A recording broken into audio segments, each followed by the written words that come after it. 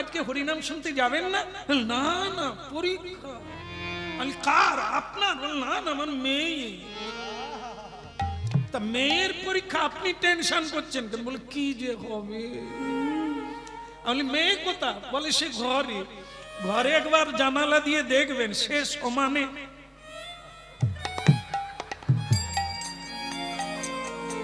সে দিব্যি স্বর্গে আছে। মা বেগুন পোড়া হয়ে যাচ্ছে।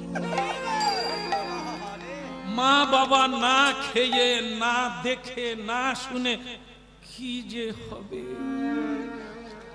আরে তোমার তো পরীক্ষা নয়, যার পরীক্ষা সে টেনশন করবে।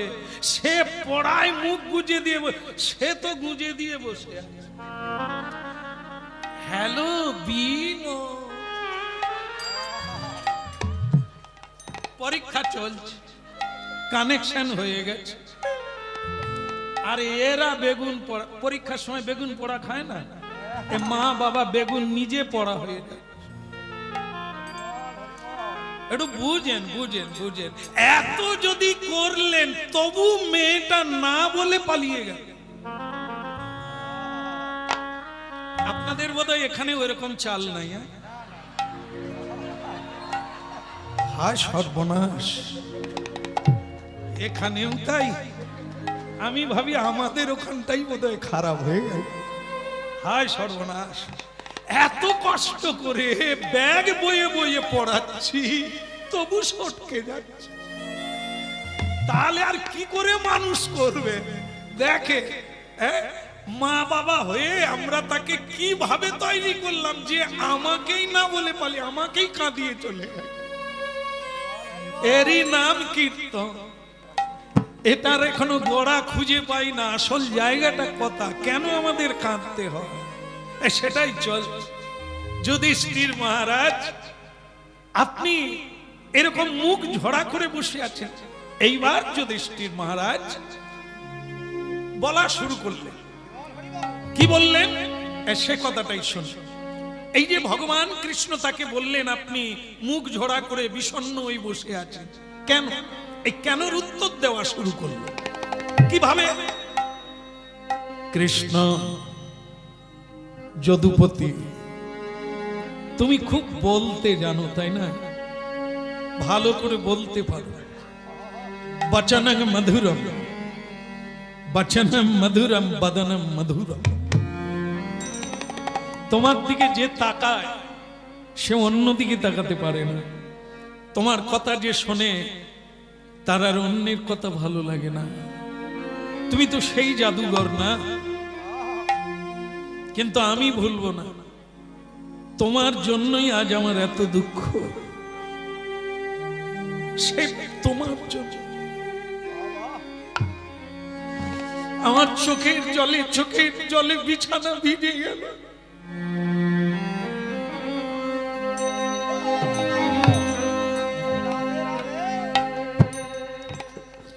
আমার জীবনটা দুঃখে দুঃখে ভরে গেল।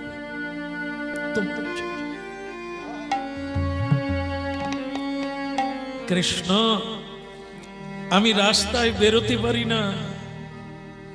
এই যে কুরুক্ষেত্রের যুদ্ধ হয়ে গেল, লক্ষ লক্ষ বিধবা রমণী রাস্তায় বসে আছে। সবাই আমি বেরোলেই আঙুল তুলে বলে আমাদের স্বামীদের রক্তে রাজা হয়েছে।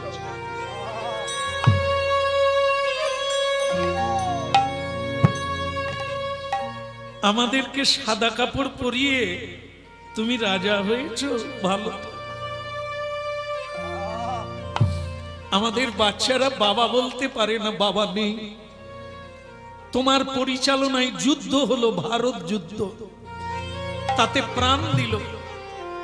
বাবা হারা হলো, ভাই হারা হলো, স্বামী হারা হলো অগণন মানুষ, আর তুমি আনন্দে আছো।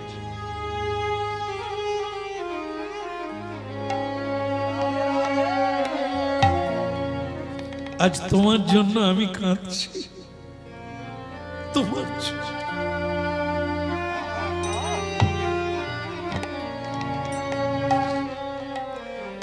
আমার ভালো লাগে না। ভালো লাগে না, আমি মরতে চাই, আমি মরতে চাই, আমি বাঁচতে চাই।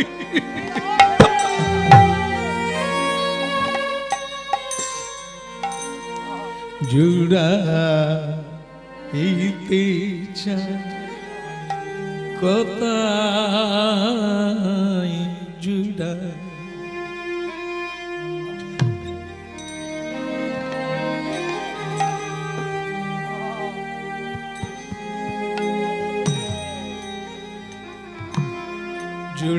জুড়াইতে চাই কোথায়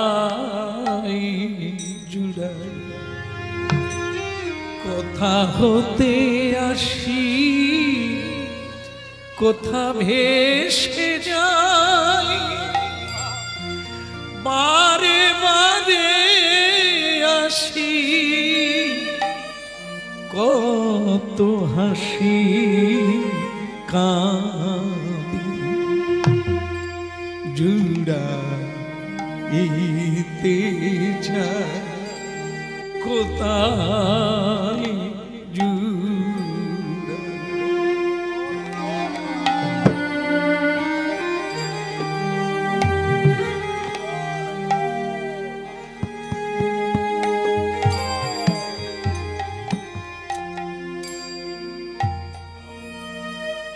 মহারাজ, আমি দোষী হলাম, দোষী তুমি নও।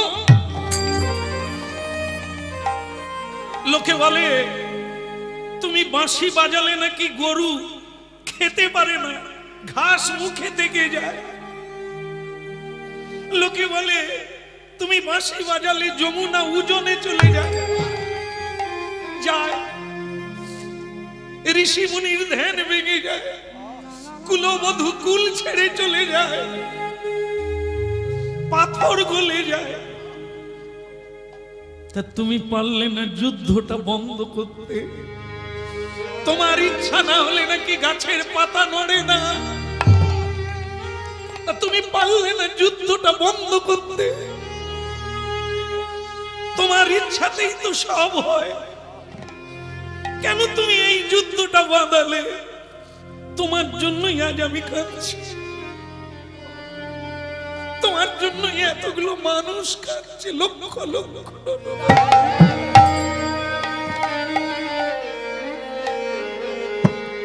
জুড়াইতে চাই কোথায় জুড়াই, কথা হতে আসি কোথা ভেসে যায়,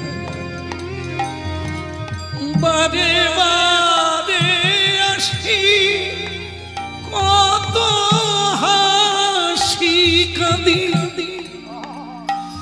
কোথা যাই ভাসি ভাবি গো তা জুড়াইতে চাই কোথা।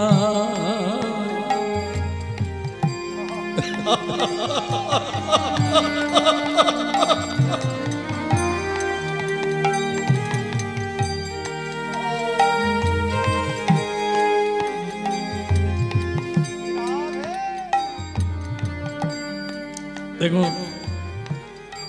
আজ আমরা যারা হরিনাম শুনছি, আমরাও কিন্তু ওই যুধিষ্ঠিরেরই মতো যখনই দুঃখ পেয়ে যাই, কিছু হারিয়ে ফেলি, ভগবানকে দোষারোপ করি।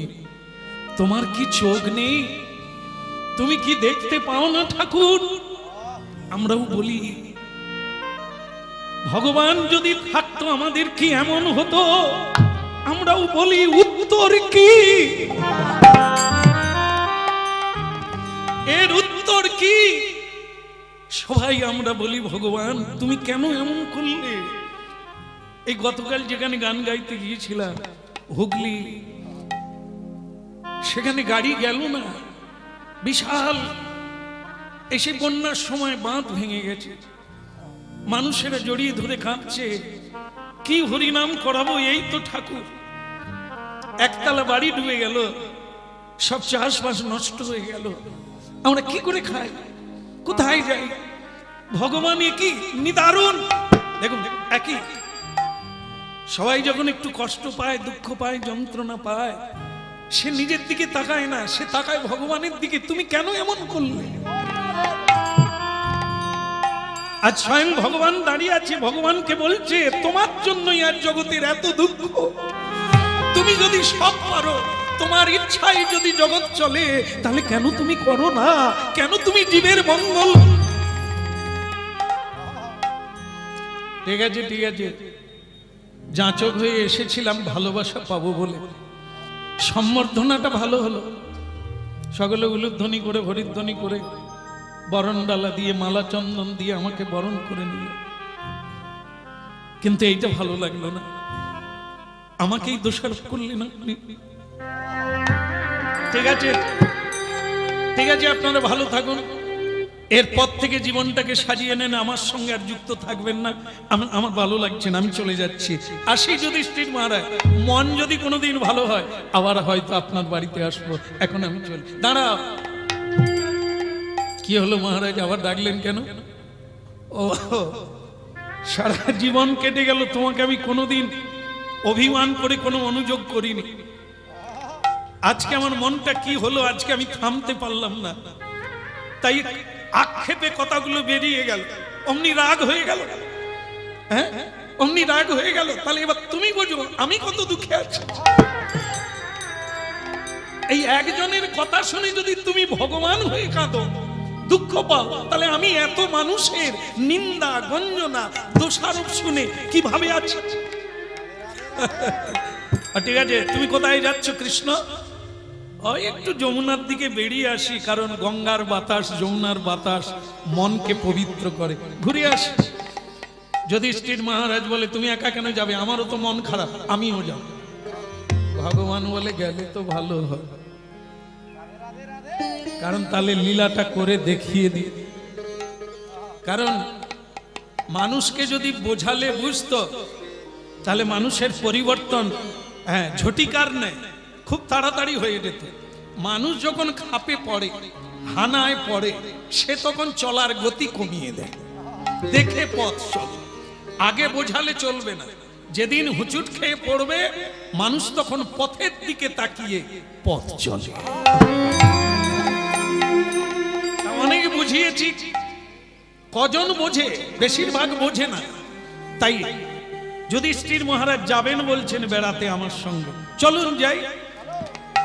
ভাজহুরে মন শ্রী নন্দনন্দন অভয় চরণ বিন্দে। ভাজহুরে মন শ্রী নন্দনন্দন অভয় চরণ বিন্দে। ভাজহুরে মন শ্রী নন্দনন্দন অভয় চরণ বিন্দে। ভাজহুরে মন শ্রী নন্দনন্দন অভয় চরণ বিন্দে। দুর্লভ মানব জনম শত সঙ্গে, দুর্লভ মানব জনম শত সঙ্গে, দুর্লভ মানব জনম শত সঙ্গে, দুর্লভ মানব জনম শত সঙ্গে। তদইতে ইহ ভব সিন্ধুরে, তদইতে ইহ ভব সিন্ধুরে। ভাজ খুবে মন শ্রীনন্দ নন্দন অভয় চরণা বিন্দরে। ভজহুরে মন শ্রীনন্দের নন্দন অভয় চরণারে বিন্দরে। ভজহুরে মন শ্রীনন্দের নন্দন অভয় চরণার বিন্দরে। ভজ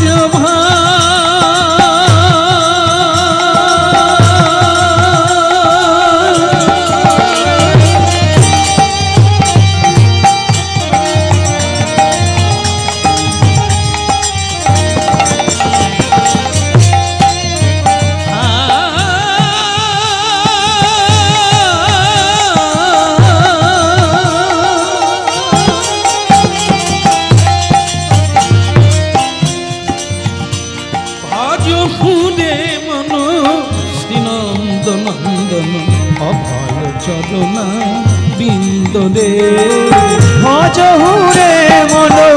শ্রীনন্দের নন্দন অভয় চরণারে বিন্দরে শীত আতপ পাত বরিশন এ দিন যামিনী জাগিরে শীতয়াতপ বাতবরিশন এ দিন যামিনী জাগিরে শীত আতপ পাত বরিশন এ দিন যামিনী জাগিরে শীতয়াতপ বাতবরিশন এ দিন যামিনী জাগিরে কৃপণ দুর্জন বিফলে সেদিন কৃপণ দুর্জন বিফলে সেদিন চপল সুখলব লাগিরে ভজপুরে মন শ্রীনন্দের নন্দন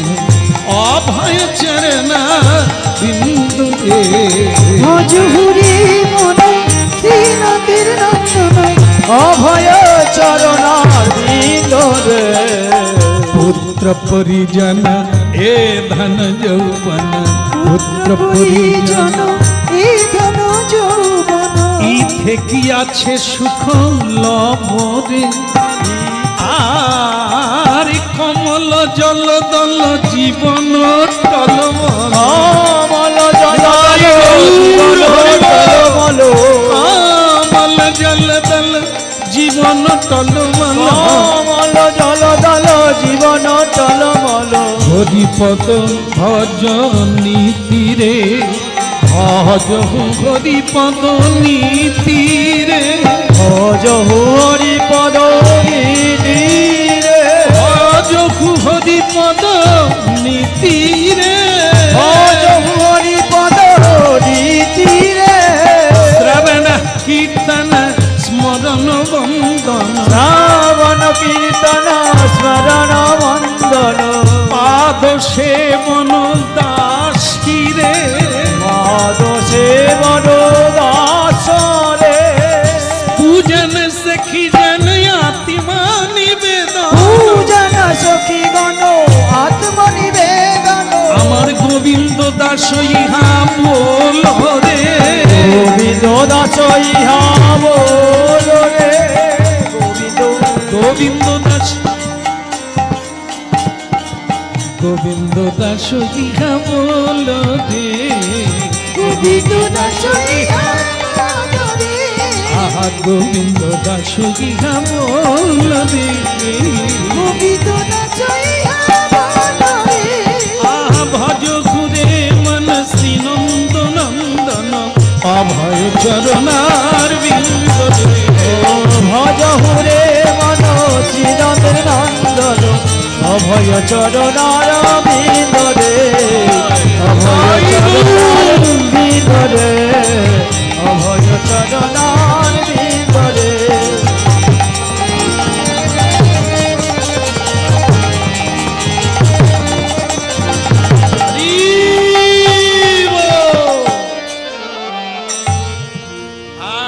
बोलिए कृष्ण कन्हैया की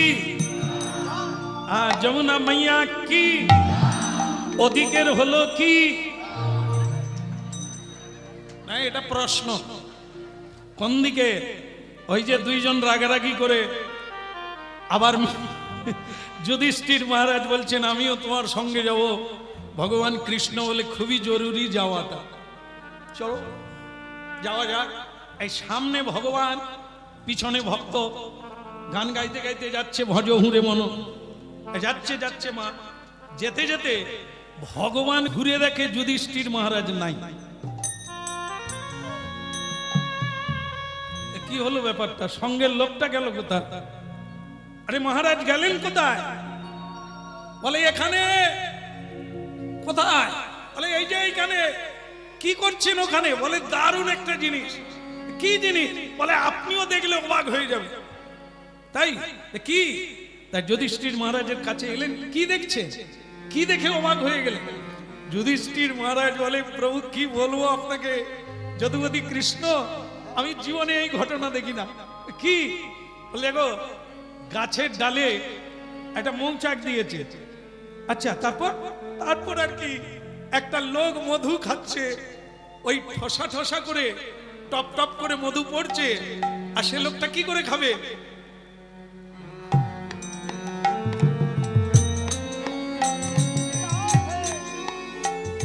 ভগবান বলে এ তো বেশ একটা বেশ মজাদার ঘটনা, দারুণ দারুণ দারুণ, খুব মজা হচ্ছে না? বলে দারুণ মজা, কখনো মুখে পড়ে কখনো চোখে পড়ে, মানে যখন মধুটা পড়ে কখনো আবার ঠোঁটে পড়লে, মানে মজা করে খাচ্ছে লোকটা। আমি এরকম মধু খাওয়া কখনো দেখিনি, একবার টাটকা ঝরে ঝরে পড়ছে টপ টপ করে, আর লোকটা এরকম করে মধু খাচ্ছে, মজা। কৃষ্ণ তুমি দেখো কিরকম। যুধিষ্ঠির মহারাজ বলে তুমি, কৃষ্ণ বলে তুমি মজা দেখো।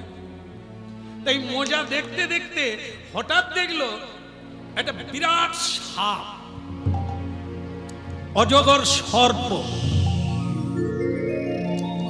সে বিরাট হাঁ করে ওই যে লোকটা মধু খাচ্ছে তার দিকে এগিয়ে যাচ্ছে। যুধিষ্ঠির মহারাজ বলে এ আবার কি হলো, এটা তো ঠিক না, লোকটা মজা করে মধু খাচ্ছে, সে তো জানেই না বিরাট এক অজগর হাঁ করে এগিয়ে যাচ্ছে। অজগর তাড়াতাড়ি যেতে পারে না, ধীরে ধীরে করে এগিয়ে যাচ্ছে। ভক্তমণ্ডলী মায়েরা, হরিনাম শুনছি আমরা, এখনো কাল্পনিক গল্প নয়, এ হচ্ছে বাস্তব জীবন। আপনারা আমরা তো ওই একই জায়গার লোক। ও যেমন মধু খাচ্ছে, ওর মৃত্যু ওকে খেতে যাচ্ছে ও জানে না। আমরা সংসার বৃক্ষে কামরূপী যে মধুর চাক, যাকে মধু চক্র বলে, এইটার লোভে আমাদের কি কোনো জ্ঞানগম্য আছে যে আমি মরে যাব, আমার এটা উচিত নয়, ইহা কখনো উচিত নয়? আমরা ভাবতে পারি না। আমি মধু খাচ্ছি, সংসারের কামরূপী মধু, আর আমাকে খাওয়ার জন্য মৃত্যু ধীরে ধীরে করে এগিয়ে আসছে। এই হলো মানুষ বেহুশ। কেন হরিনাম শুনতে হবে? যদি না শুনবেন তো পিছিয়ে পড়বে, ভুগে যাবে। এটা অন্য কেউ আনেনি, এনেছেন মহাপ্রভু আমাদের কল্যাণের জন্য, তার কল্যাণের জন্য নয়। দিতে এসেছেন, যদি নিতে পারি বেঁচে গেলাম, যদি না নিতে পারি পিছিয়ে পড়লাম। আবার কীট পতঙ্গ কৃমি কীট পশু পক্ষীর গর্ভে গিয়ে জন্ম পাবো, সেদিন আর হরি বলা যাবে না।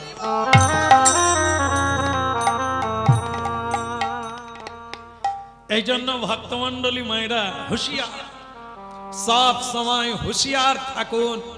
আপনি তো খাচ্ছেন, আপনাকেও যে কেউ খেতে পারে আপনি কল্পনা করেন?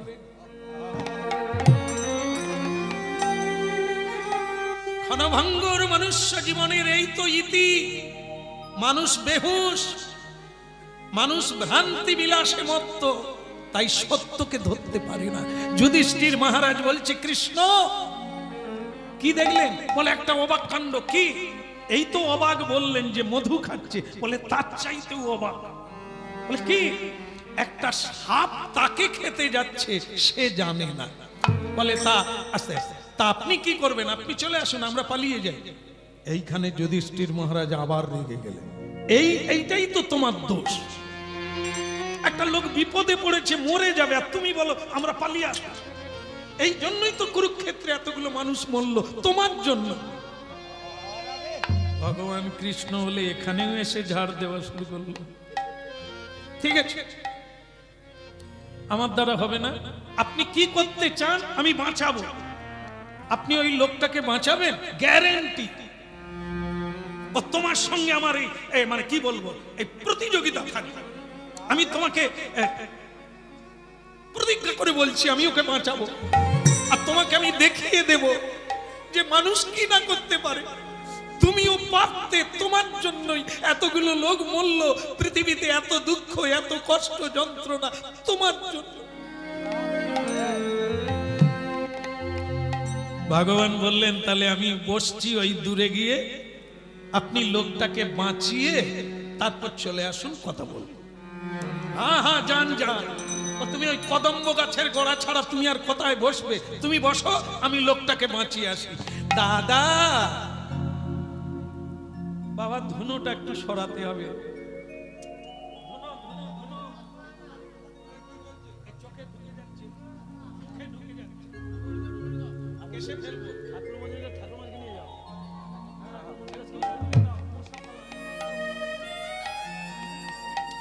বলুন রাধা মাধব কি কি হচ্ছিল ভুলে গেলাম। বাঁচাবে, আপনাদের টেনশন তাহলে কমে গেল। যুধিষ্ঠির মহারাজ বলছে আমি গ্যারেন্টি দিলাম, ওকে বাঁচিয়ে তোমাকে আমি দেখিয়ে দেব, চেষ্টা করলে কি না হয়। ভগবান বলে তাই বটে, আপনি ওকে বাঁচিয়ে সুস্থ করে আমার কাছে আসুন। এইবার যুধিষ্ঠির মহারাজ তিনি ভাবলেন ওকে কি নামে ডাকবো, যে মধু খাচ্ছে,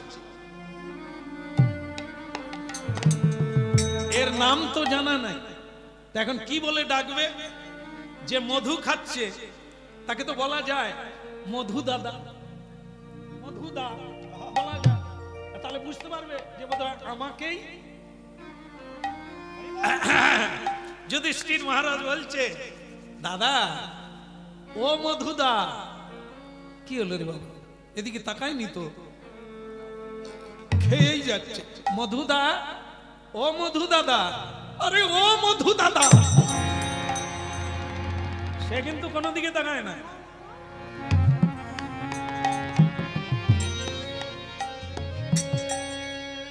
শেষকালে যুধিষ্ঠির মহারাজ যতটা জোর ছিল দেখে দিল, আরে এই মধু দাদা। সেইবার রেগে গিয়ে বলে আচ্ছা মেলা তখন থেকে মধু মধু করছেন কেন বলুন তো, কি হয়েছে বলুন তাড়াতাড়ি। আরে বাবা তুমি যে মধু খাচ্ছ ঠিক আছে, তোমাকে খেতে যে একটা সাপ আসছে সেটা কি দেখেছো?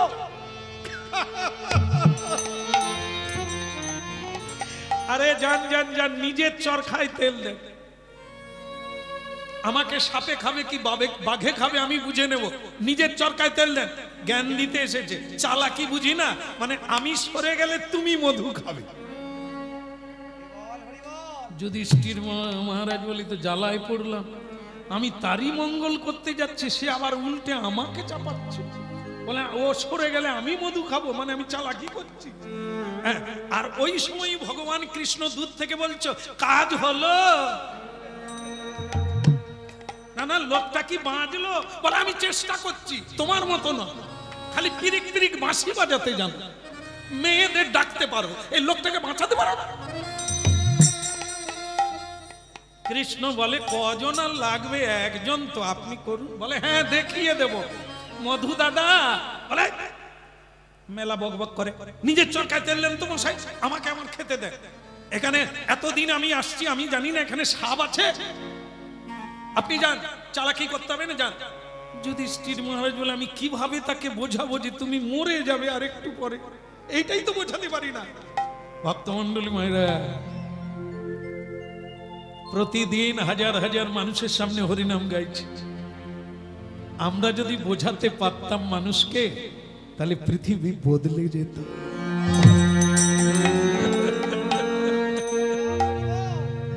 এটাকে একটা ইস্যু রেখে মানুষের চৈতন্য হবে সেদিকে লক্ষ্য রেখে কথাগুলো সমানে বলে যাচ্ছে। মানুষ যদি এগুলো এক সেকেন্ডের কথা নিতে পারত তার জীবন বদলে যেত। এই জন্য ভগবান কৃষ্ণ মাঝে মাঝে বলছে হলো, ও বাঁচলো, বলে এইবার বেঁচে যাবে, আমি বলে দিচ্ছি। মধু দাদা সাপ তোমার কাছে চলে এলো, বলে ও সাপ হোক বাপ হোক তুমি তোমার কাজে যাও, আমি মধু খাও। বাস কিছুক্ষণ পরে সর্পটা কাছে এলো,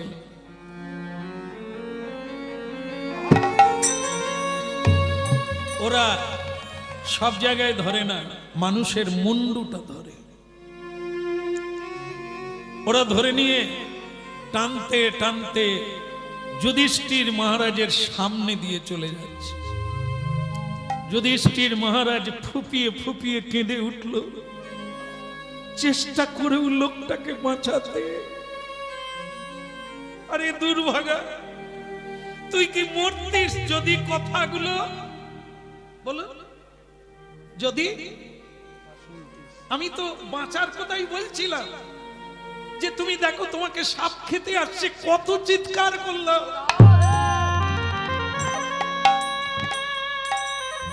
বেচারা কথা শুনলো না, মরে গেল।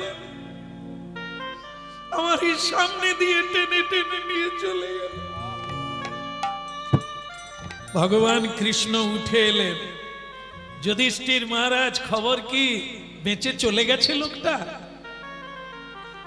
হে কৃষ্ণ, পারলাম না, লোকটাকে বোঝাতে পারলাম না যে তোমার পিছনে মৃত্যু।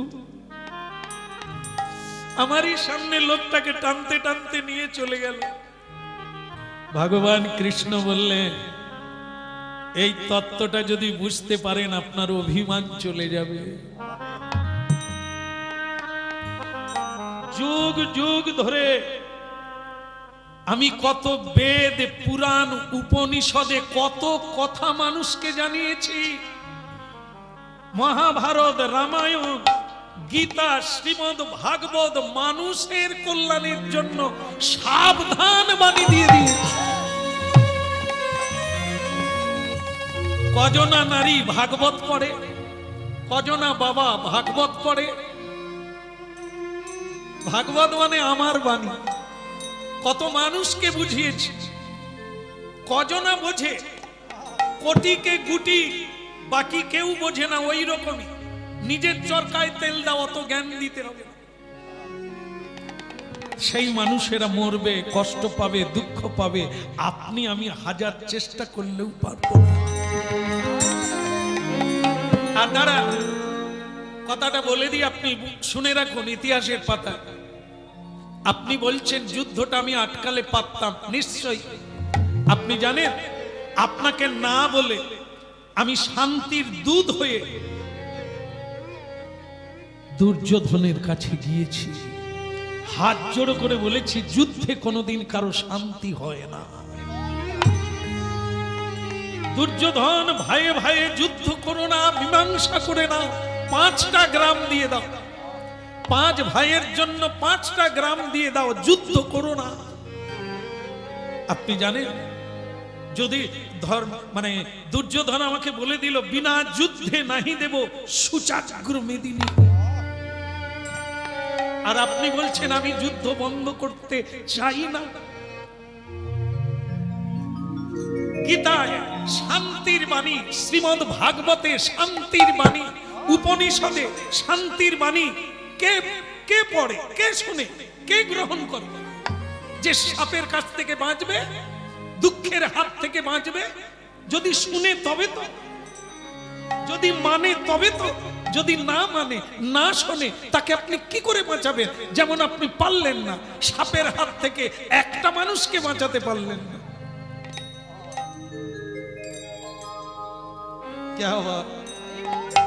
ভাবুন, এই হচ্ছে সত্য বাস্তবতা। এত মহাত্মা গান্ধী, নেতাজি সুভাষচন্দ্র, বিবেকানন্দ, রবীন্দ্রনাথ, তাদের ভারতবর্ষ, তারা এত বড় মহান হলো, তাদেরই বই পড়ে, তাদের রচনাবলী পড়ে আমরা পরীক্ষা দিয়ে ঘুষ নিচ্ছি। কিন্তু বিবেকানন্দ হতে পারলাম না, নেতাজি সুভাষচন্দ্র হতে পারলাম না। মহাত্মা গান্ধীর রচনা লিখলাম, পরীক্ষা দিলাম, নম্বর নিলাম, মহাত্মা গান্ধীর চরিত্র গ্রহণ করলাম। এটাই দুঃখের বিষয়। রচনার জন্য মহাত্মা গান্ধী নয়, মহাত্মা গান্ধীকে অনুসরণ করতে হবে, বিদ্যাসাগরকে অনুসরণ করতে হবে। তা না করে আমরা কেবল পড়ি নম্বরের জন্য, কিন্তু চরিত্রের জন্য নয়, জীবনের জন্য নয়। তাই জন্য ভগবান কৃষ্ণ বলছে, এর পরেও কি আপনি বলবেন আমার দোষে এত মানুষ কষ্ট পাচ্ছে? আমি তো প্রত্যেককে জানিয়ে দিয়েছি। এই যে কীর্তনের দ্বারা এত জানানো হচ্ছে, সেটা তো ভগবান জানাচ্ছে। যুধিষ্ঠির মহারাজ বলে